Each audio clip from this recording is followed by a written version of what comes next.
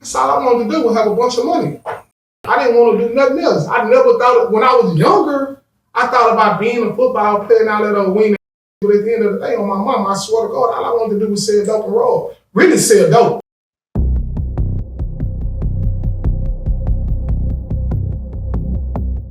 Dave B, what's good with it, broski?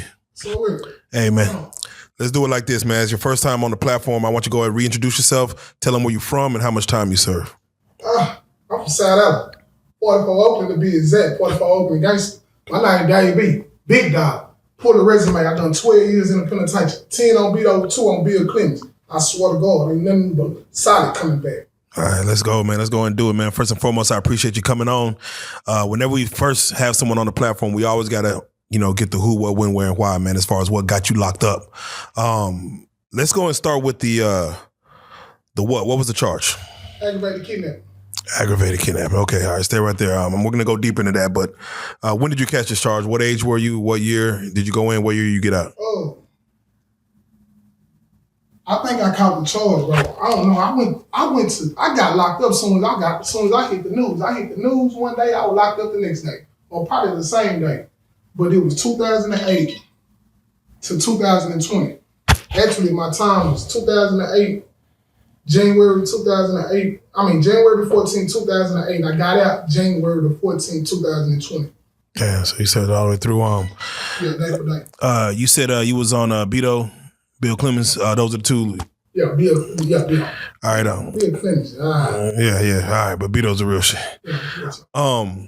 Where was your charge caught? Was it caught in Dallas or were you in a different county? Dallas, for sure. All right, definitely. We always try to find out the who.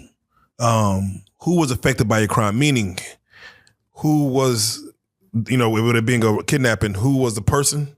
And also, who was affected by you sitting in prison? Like, who'd you leave behind? We had kidnapped. I had kidnapped a woman. You know what I mean? Oh, damn. Yeah. Not a woman to own the for. It was a robbery. Yeah, but they classify as kidnapping once. But it was a kidnapping because she coming with me. With money. Let's go get the money. All of it, everything. All right, we're gonna go through there. And who I had affected was I had no kids at the time, so I just left my mom and my sister. How many sisters you have? I got 2 sisters and 2 brothers. Where do you fall in? Are you the oldest, youngest, or where do you fall in? I'm my mama, baby boy. Ooh. I'm my daddy's middle son because my daddy got remarried and had twin boys. Damn. I'm number 3 over there. We never ever get a chance to talk about how mothers are affected by their sons going to prison. How was your mom affected by the news? And did she even know what you was out there doing? Bro, my mama was aware. She was aware that I had became a gangster. She knew her son was on a whole nother level. So where my mama, she pretty much washed her hands with me, but my mama protected me too. Yeah. You know what I mean? She shielded me because at the end of the day, my mama couldn't do nothing with me. I was already gone. I'm in South Dallas. South Dallas, the streets. The streets raised me. I had a daddy. My dad was a good dude. But the streets raised me. My mama couldn't do nothing with me. Who gave her the news that you were locked up for that situation? I think my sister did, bro. Damn. Because I remember doing a crime and I seen myself on the news after my sister called me. My sister hit me. She like, brother, what you do? I ain't did that. What you talking about? You was on the news. I wasn't on no goddamn news. What the fuck is you talking about? Yeah, you was. I know that was you. Them the same shoes you just came in mama house and took out. Don't come over my mama house no more. You know what I'm saying? So I think my sister told me, but the effect that it caused my mama was, bro, my mama was hurt. Yeah. You know what I mean? I'm the boy. I'm the man of the house. I'm the protector. I'm the shit. I'm the money. I'm everything. You know what I'm saying? And I'm gone. Did she have a man in her life at the time? My mom had a weekend boyfriend.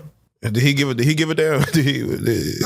Charles was just a good dude. I didn't ever claim him as my stepdaddy because I had a real daddy. Yeah. I was a young nigga in the hood that had a real daddy. My daddy was a real daddy, but my mama ran the show. You know what I'm saying? You know what I'm saying? Right. And then I had fell in love with the streets, so the love I had for my daddy really didn't matter because I loved the streets. I loved all the big homies. I loved all the dope fiends. I loved all the junkies. I loved my partner, them daddies and uncles, the pimps, the hustlers, the gangsters, the gang members. That's who I love more than I love my daddy at the time.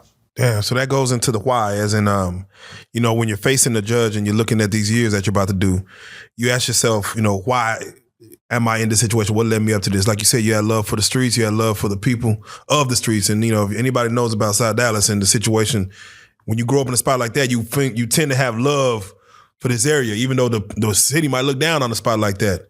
For you, what was it? Would you say it's lack of parenting? Would you say it was because of good parenting, or your partner's trying to? Why? Yeah, why? Like why were you in these streets, and why this robbery? I'm gonna tell you the truth, bro. If I had smoked some weed that morning, I wouldn't go hit the lick, bro. I was sober. You know what I'm saying? And I'm gonna just be honest with you. I had made it to a point in my life to where I wasn't even scared to die. I wasn't scared to kill. I wasn't scared to die. I had no remorse for nothing I done. I lived for the minute. I didn't live for the hour. I lived for the minute right now. And what age were you at that time? I was 20. But So I was living like this, and I was like 16. Yeah, you didn't have no aspirations of when you turn 35, 40, like what I'm gonna do when I'm 50. I said no. That's all I wanted to do was have a bunch of money. I didn't want to do nothing else. I never thought, when I was younger, I thought about being a football player and all that old wing. But at the end of the day, on my mama, I swear to God, all I wanted to do was sell dope and roll. Really sell dope. But when I hit a lick the first time, and I said like, damn, you made this in 1 minute, shit, it got addicted. You know what I'm saying? But I just wanted to sell dope. That's all I wanted to do. Sell dope, smoke weed, and fuck out. From 16 to 20, how many licks you feel like you hit? 16 to 20. I'm gonna be honest with you. I really wasn't a robber. I wasn't a robber until right before I went to the plantation. Because all I did was sell dope. And I really used to despise niggas that rob. You know what I mean? Because I'm a hustler. I'm sitting in the crack house. I'm sitting in the weed house. I'm sitting in the whack house. Whoever gonna let me hustle, I'm hustling. So I really didn't like niggas that rob. I started robbing when I got 19. I had hit a couple of little bullshit licks as a kid, breaking in houses, breaking in cars and stealing cars and snatching purses and shit, but nothing major. I hit my first big lick when I was like 19 years old. You know what I'm saying? And when I hit it, shit, I just got addicted because I made money too fast, but I never stopped selling dope. All right, so let's go ahead and talk about the what in itself. What was the plan that day as far as, like you said, if you would have smoked weed, you would probably chill, but what was the plan? Who was you with? Or was it a dolo mission? How did it go? How did it go wrong? Damn, how did that shit go? Honestly, bro, I think, I can't remember exactly what happened, but I know my partner hit me and he was, I think we were trying, honestly, I don't know. I don't even remember, bro. I just know that nigga told me, hey, let's go get some money. You know what I'm saying? Let's go get some money. And hit my phone. Bet, what we doing? I got in the car. Boom, we pulled out. And we seen the play. We caught the play. Boom, draw down. Hey, let's go. You know what I'm saying?